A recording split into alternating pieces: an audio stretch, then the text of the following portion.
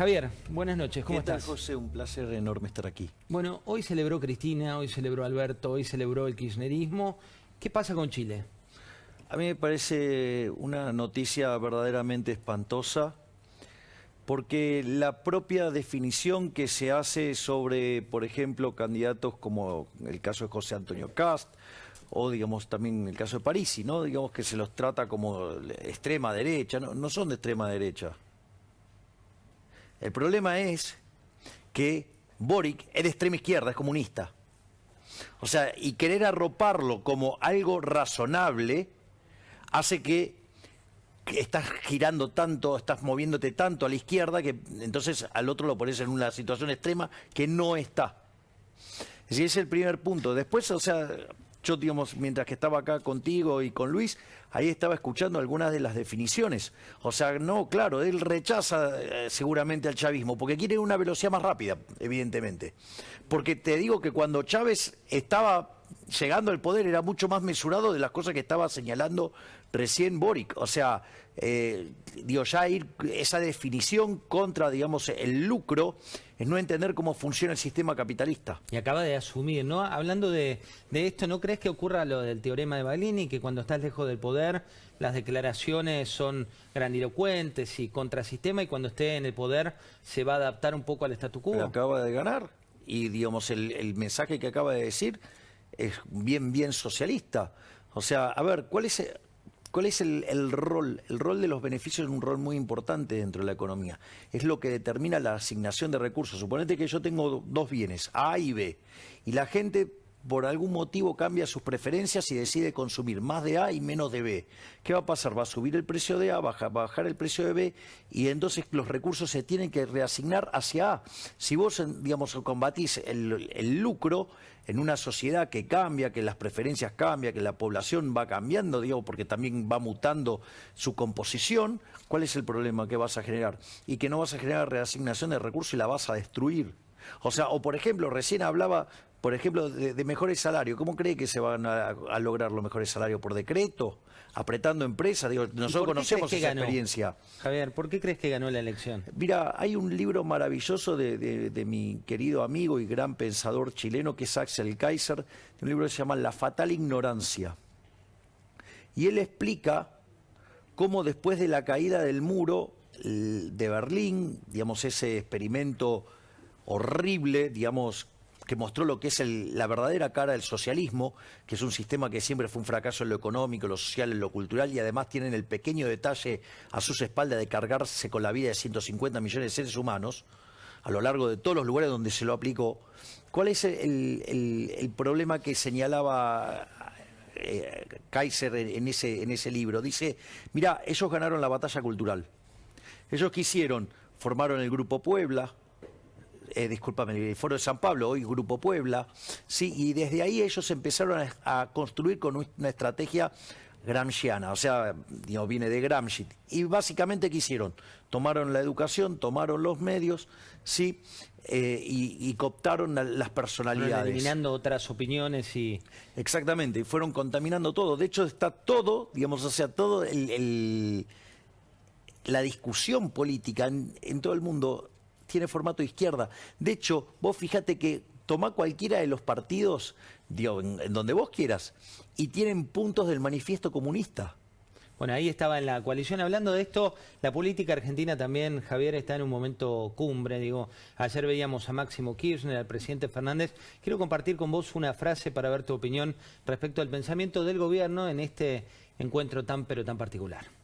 Yo le digo siempre a Máximo que cuando hablo con él, hablo con el hijo de Néstor, con todo lo que significa tener el cariño que uno siente por el hijo de alguien a quien ha querido tanto. Los que me dicen hay que cerrar con el fondo, no me aprueban un presupuesto. No me aprueban el presupuesto y además me apuran. Y lo que es peor es que la deuda que piden que arregle son las que ellos tomaron. Yo veía cómo está actuando el Poder Judicial. Hay tres poderes en Argentina. Un Poder Judicial que lo tiene bajo permanente acoso al gobierno y que incluso volteó el Consejo de la Magistratura el jueves. El mismo día otro poder del Estado, el Poder Legislativo, le niega el presupuesto del presidente, y hay otro poder más, ya saben cuál es también, el cuarto, que pareciera ser el primero, que es el poder mediático, gracias compañero Pérsico, el poder mediático, que también tiene permanentemente bajo acoso a Alberto. Quieren un país para pocos y nosotros queremos un país para todas y para todos, y en esa tarea, Alberto, nos vas a encontrar. Confía, no nos dan miedo las peleas ni las tapas de los diarios. Vos decís lo que tenemos que hacer, para dónde ir, y ahí nosotros vamos a acompañar para poder sacar nuestra patria adelante. El nuevo formato de diputado electo, pues no nos habíamos visto desde que habías... en funciones. Ya. Exactamente, ya lo noto en otro tono, toma nota con una prolijidad. Lo ve a Máximo, cuando Alberto le dice el hijo de... Lo está ninguneando. En el fondo, ¿no? Digo, si sos está, diputado... Claro, lo está ninguneando, porque como él estuvo con el padre y el rol que tuvo el padre en la historia, cuando le dice eso lo está ninguneando. Javier, cuando viste el discurso el otro día en Diputados, ¿no? Digo, con una discusión que iba para un lado y terminó para otro. ¿Vos que estuviste ahí? Bueno, ¿Querés verlo? Mirá, veamos. Yo rechacé el presupuesto, ¿no? Vos lo rechazaste de manera... Sí. Lo habías rechazado formalmente y también... Sí, y aparte había anticipado que lo iba a rechazar. Y yo hay varias... Porque, a ver, el planteo que hace verdaderamente Alberto Fernández en ese video que están mostrando es ridículo. Porque él podría tener alguna consideración sobre eso si el presupuesto fuera algo razonable. O sea, yo en mi discurso en la Cámara de Diputados señalé que hay inconsistencias técnicas, es como que te diga que 2 más 2 es 5, ¿sí? O sea, no respetan las consistencias contables, tienen problemas de confección, te diría, de índole teórica, de índole empírica, y obviamente hay un problema moral. El problema moral es que, y es el motivo por el cual desde La Libertad Avanza siempre vamos a rechazar cualquier presupuesto que tenga déficit, que es que cuando vos tenés un déficit lo tenés que financiar. Si vos lo financiás con deuda, vos estás castigando a las generaciones futuras. ¿Me comprendés? O sea, porque les estás sacando, porque la deuda son impuestos futuros. Entonces castigás gente que no nació, gente que no vota. Si vos lo financiás con emisión monetaria, eso se llama señoriaje. Eso, digamos, es de la época feudal, no es muy lindo que digamos. Y básicamente no solo complica el funcionamiento del sistema económico, sino que además daña entre 25 y 30 veces más fuerte a los más vulnerables, y si vos subís los impuestos es una confiscación. Entonces, fíjate, nosotros lo que queremos es que el presupuesto sea equilibrado y que ese equilibrio se alcance recortando las partidas de donde la política roba. Bueno, pero los acusan de golpe blando, por ejemplo. Pero de vuelta, digamos, o sea, pero ¿cómo va a acusar de golpe blando? Pero, a ver, mira, estas cosas son las cosas divertidas, porque en alguna parte de la presentación de Guzmán hace referencia al multiplicador. Eso es del keynesianismo modelo Forte, es lo más precámbrico. ¿Y sabes por qué se cayó eso? ¿Por qué? Porque toda esa estructura teórica violaba las restricciones del presupuesto. ¿Y vos qué estás presentando? El presupuesto, es decir, iba a terminar mal, tiene problemas de diseño. Cuando vos haces una proyección, ¿cómo se hace una proyección? Tenés un año base y a partir de ahí haces la proyección. Lo de Guzmán es vergonzoso, vino con números de 3 meses viejos. Y no es que no cambió la economía, cambió un montón.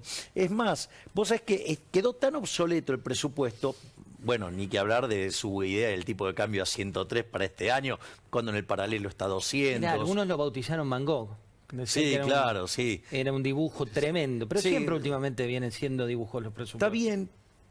Porque, ¿qué es lo que pasa? Con la inestabilidad macroeconómica que hay, digamos, es un ejercicio bastante complejo, por decirlo de alguna manera, pero si vos mantenés las consistencias, podrías crear un marco para que se reajuste. Pero no, o sea, ni siquiera se hacen bien las cuentas. Porque, fíjate esto, te hago el ejemplo con la tasa de interés. El presupuesto tiene implícito una tasa de interés del 38%, pero si yo tengo el riesgo país en 2000, o que la tasa en pesos, en dólares, disculpame, para Argentina es 20%. La inflación viene al orden del 50%. Eso, ¿sabes que te da una tasa de interés de equilibrio en pesos del 80%? Bueno, ahí tenés una de las cuestiones que se están debatiendo hoy hace minutos en una entrevista. Pero de vuelta, ¿cómo proyectaste consumo, no inversión, importación, importación? Sin la base no podés. No, está mal la base, están mal las funciones de comportamiento. ¿Te sorprendió Guzmán? No, yo siempre dije que era una persona no apta para el cargo y eso lo mostró a lo largo de su gestión, quedó bien claro cuando hizo la renegociación de la deuda. Buscame un caso donde después de tan poco tiempo de renegociar la deuda, de tirar todos los pagos para adelante, que no le calza ningún pago ahora, ¿cómo puede ser que tenga 2.000 puntos básicos de riesgo país? O sea, es deplorable, hace todo mal. Y el presupuesto que hizo confirmó su incapacidad para el cargo. Bueno, ahí como ciudadano te digo que se vuelve adictiva, ¿no?, la sesión legislativa, porque tenés tus argumentos, tenés los argumentos de López Murphy, tenés los argumentos de Tetaz, tenés los argumentos también de Espert. Por primera vez se rebaten un contenido cercano para la gente y por otro lado de fondo. Veamos la entrevista exclusiva que le hizo recién Luis Majul en La Cornisa al expresidente Macri. 30 segundos donde habla del Fondo Monetario, que quiero consultarte. ¿Qué pasa si ustedes son los culpables o no de no acordar con el fondo? Mirá. Una forma de que el fondo les ordene la cabeza, que nos haga entender de cómo se hace un plan sensato, esperemos que lo hagan, porque se pasaron 2 años sin sentarse en forma seria alrededor de una mesa, acordar con quién representa a los otros países del mundo. Porque una vez más quiero decir, el fondo no es un banco, el fondo no son gente mala, el fondo son los demás países que nos dieron esa plata para ayudarnos. ¿Para ayudarnos a qué? A poder seguir construyendo un futuro, en base a poder pagarle las deudas que ya había tomado Cristina en su gobierno, algunas nuestras, que vencían y había que repagar. Para eso se usó la plata del fondo. El FMI no es un banco. A ver, vamos a ponerlo en estos términos. Veamos por qué llegamos al Fondo Monetario Internacional. Llegamos al Fondo Monetario Internacional porque no podíamos honrar la deuda tomando mercado. Ahora quiere decir que entonces teníamos deuda. Y si teníamos deuda es el sinónimo de que tuvimos déficit. Y hay que aclararle al kirchnerismo que ellos dejaron 250.000 millones de dólares y dejaron un muerto de los holdouts por 20.000 millones de dólares. Javier, ¿por qué no lo admiten eso? Porque digo, vos que venís de los números y estudiás en detalle todo, esos números estaban, ¿no? Y hoy cuando hablan de deuda... Estaban, digamos, en la Secretaría de Finanzas. Estaban. Digo, que el propio kirchnerismo mostraba. Y pero después, ¿por qué ahora justifican todo como que fueron solamente 4 años del macrismo los culpables de todos los males? Bueno, es un clásico de la política de echarle la culpa siempre a la anterior y de lo que hizo la anterior.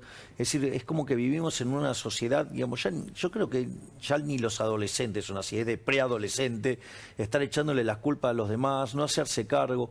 Pero bueno, digamos, el chip socialista contaminó tanto la cabeza de la gente que siempre la culpa es de los demás y no se pueden hacer cargo de lo mismo que hacen. Es decir, se queja de que no le aprueban el presupuesto. La pregunta es, ¿ese presupuesto, con todos los errores que le hemos señalado, era probable? O sea, es más, yo, digamos, hasta me puedo sacar de mi postura y digo, bueno, ok, en economía no está muy estandarizado discutir la cuestión moral, que para mí es la parte más importante. Pero cuando vos haces el raconto de la cantidad de errores técnicos que tiene, ¿vos podés aprobar ese mamarracho? Es decir, lo primero, que si quiere que le aprueben un presupuesto, por lo menos lo tiene que hacer bien. No te puede faltar el respeto el ministro de Economía viniendo con datos que tienen 3 meses de antigüedad. ¿Entendés? O sea, no puede tener... ¿Cómo están modeladas las funciones de comportamiento si todos los precios están falsos?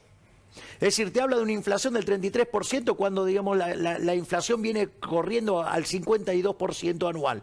Es decir, te habla de un tipo de cambio a 103 cuando está en 200. Te habla de una tasa de interés de 38 cuando el arbitraje es 80. Es más, para que te des una idea del disparate que tiene. Si la economía viene expandiéndose al 10, el arrastre estadístico, ¿sí?, es 4%, tiene 4% de crecimiento y 4% de crecimiento del salario real. Es una estupidez eso. ¿Y por qué crees que se presentó eso? Digo, teniendo en cuenta que desde los argumentos técnicos no iba a pasar. Porque es tan bruto que no solo lo hizo mal, que sino además no se da cuenta de que lo hizo mal. A ver, ¿pero actúa por omisión, decís, o actúa, no se dio cuenta eso el ministro? No, es un inepto. Es un inepto. O sea, es un inepto. Entonces digo, no le puede pedir nada a un inepto. ¿Por qué es inepto? A ver, para ver este error, porque este error es muy grosero. Si vos tenés arrastre estadístico de 4% de expansión del PBI implica 0 crecimiento. Si vos tenés 0 crecimiento, ¿cuánto crece la demanda de trabajo? 0, ¿no? Además, la población crece. crece al 1%. Por lo tanto, digamos, está aumentando la oferta y la demanda no aumenta. ¿Qué va a pasar con ese precio relativo? Tiene que caer, no subir 4%. ¿De dónde saca que sube 4%? Además, o sea, cuando habla de más inversión pública, ¿con qué se financia eso? Con más impuestos, ya sea impuesto futuro, impuesto inflacionario, impuesto presente. O sea, que va a reventar otra parte de la economía. Con lo cual, digamos, o sea, está mal. Es decir, todo es un conjunto de errores. Entonces, digamos, o sea, antes de quejarse, ¿sí?, de que no le aprueba el presupuesto, por lo menos lo tendría que tener bien hecho. Entonces podríamos discutir otras cosas, ¿sí? Entonces quizás ahí la discusión moral se haría más evidente. Pero ¿cómo, digamos, vas a ver si tiene problemas contables? ¿Me entendés? O sea, si vos tomás el presupuesto, que como estaba mandado originalmente, el gasto crecía 40. Con el paso del tiempo en estos meses, digamos, quedan más 20. Y aún así, digamos, tiene un buraco de 12.000 millones de dólares. Cuando se lo marcan, le dicen, no, bueno, nos equivocamos porque se lo habían cargado los multilaterales. Entonces, rascan de la olla, sacan 6.000, le faltan 6.000. ¿Dónde lo van a sacar? Si las reservas internacionales netas hoy en Argentina son negativas en por lo menos 1.500 millones de dólares. ¿De dónde la va a sacar los dólares? Javier, ahora el esquema quedó distinto, ¿no? Finalmente el proyecto no fue a comisión, finalmente hubo un voto por parte de la oposición. Que lo hagan de nuevo, que hagan de vuelta el presupuesto. Ya dijo hoy Guzmán que no lo va a volver a hacer, que no vuelve a tener un presupuesto. Entonces, digamos que el presidente le pida la renuncia. ¿Por qué? Y porque es un desastre, le marcó a todo el mundo que es un desastre, se lo rechazan y no lo quieren mandar de vuelta. Pero ellos acusan a la oposición de cierto golpe blando, fue la Pero frase. no es, pero esto de vuelta, o sea, es como que vos me digas, es decir, vas a jugar con el Barcelona en su mejor esplendor y vos vas con todo el equipo a media máquina, te inflan, te meten 11 goles, ¿sí? Y vos decís, no, la culpa es del árbitro. Pará, ¿qué del árbitro? Pero es parte de este juego, ¿no? Eso, ¿no están jugando a eso todo el tiempo? Bueno, entonces hay que denunciárselo. Es decir, primero, digamos, si el ministro Guzmán quiere que le apruebe el presupuesto, lo primero que tiene que hacer es hacerlo bien, porque después quiere hacer un plan plurianual. Ya dijimos que no cumple con lo mínimo de un presupuesto, es que los datos iniciales estén bien, porque son viejos. Tiene problemas de inconsistencia, problemas en la función de comportamiento, o sea, problemas de ¿Y de diseño, qué se reían? No sé si empírico. viste la foto, había una foto de Cristalina y el presidente de la Nación riéndose, que fue posterior a que el presupuesto no avanzó. ¿De qué se reían? No lo sé, la verdad que no lo sé. Digo, quizás se nos ¿La viene viste de la acá. foto? No, no la vi, pero digo, mejor. foto que era- no, mejor que no la vi, mejor que no la, La vi. foto fue posterior al fracaso del tema del presupuesto. Pero siguen, digamos, o sea, siguen, digamos, de plena joda, digamos, en la cubierta del Titanic. O sea, pero es un chiste. O sea, nos vamos a pegar una piña monstruosa. Mira, te voy a pasar un detalle para que veas la piña monstruosa que nos vamos a pegar. Está claro que los números fiscales no cierran porque el presupuesto vino rebotado, o sea, ya está, no tenés un problema enorme ahí. Pero fíjate esto, The Economist hace una selección de 40 países y mide el riesgo que tienen frente a una suba de tasa de interés en Estados Unidos. Sí. 1 es el mejor, 40 es el peor. Argentina es 33. Si a Argentina le sacás el resultado de cuenta corriente, vos fijate, cuando tuviste la crisis del 2002 teníamos una cuenta corriente enorme. O cuando tuviste la hiperinflación de Alfonsín también teníamos una cuenta corriente enorme positiva. Con lo cual, digo, no es un indicador per se. Es más, cuando vos mirás procesos de mucho crecimiento en el tiempo de economías pro mercado, se caracterizan también por tener un déficit de cuenta corriente porque la inversión es muy grande. ¿Sí? Con lo cual, si vos aislás ese indicador, Argentina está entre el 37 y el 40. O sea, para ver lo mal que estamos. Pero no solo eso. Eso sí sube la tasa de interés en Estados Unidos, que la suben de a 25 puntos básicos, o sea, de a cuarto de punto, y la discusión siempre es a la velocidad que lo hace. Y eso cambia el costo del dinero. Esa es la clave de las tasas para el que no juega en esa Pero liga. te paso un dato.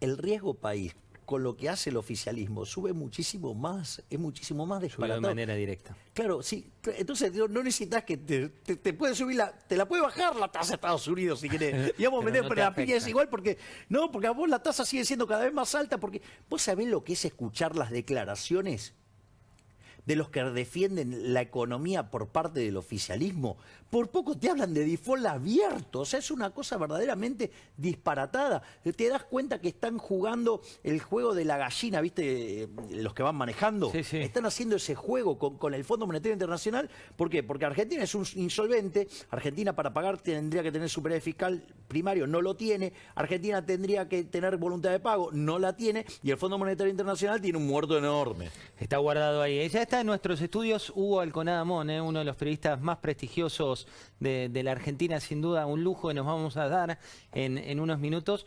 La última en este caso para charlar contigo tiene que ver con la trastienda. Llega Milei, diputado electo, al Congreso de la Nación en tal vez una de las sesiones más pintorescas que uno tenga recuerdo del último tiempo. ¿Cómo fue esa trastienda? ¿Qué sentiste como siendo parte de la democracia explícita como es el honorable Congreso de la Nación?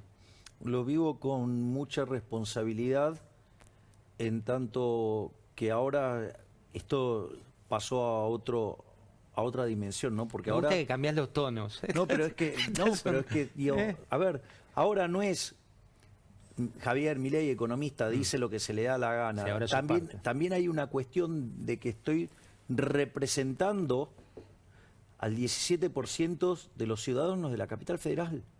Entonces ahora, digamos, las cosas tienen que ser hechas, hay cuestiones institucionales que verdaderamente tenés que respetar, que tenés que, por respeto a la gente que me votó. O sea, y voy a ir a este punto. Fíjate esto, se circuló un meme donde yo estaba apoyado contra la pared el día de la Asunción. Sí.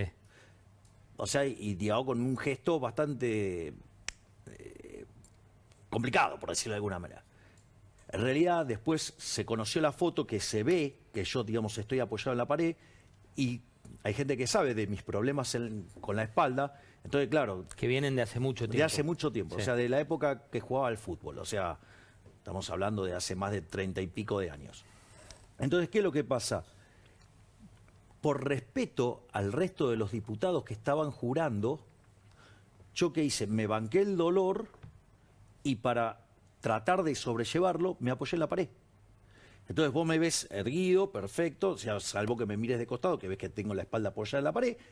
¿Para qué? Para respetar el juramento de los otros diputados.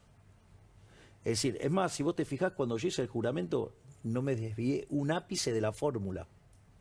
¿Por qué? Porque, digamos, o sea, hay una cuestión vinculada a respetar el lugar que me han dado los ciudadanos de la capital federal. Entonces, hay algunas cuestiones que yo, digamos, o sea, no me voy a mover de la cuestión institucional. Es decir, yo, digamos, no estoy acá para romper instituciones. Yo estoy acá para combatir al status quo que empobrece, que es otra definición. Para muy romper y distinta. combatir. Javier, un placer enorme haberte tenido. Te veremos pronto. Este es el penúltimo capítulo de esta temporada, así que seguramente en 2022 nos reencontramos. Siempre es un placer venir y será un placer seguir viniendo. Gracias. Gracias. Ya está Hugo, pero antes este breve texto.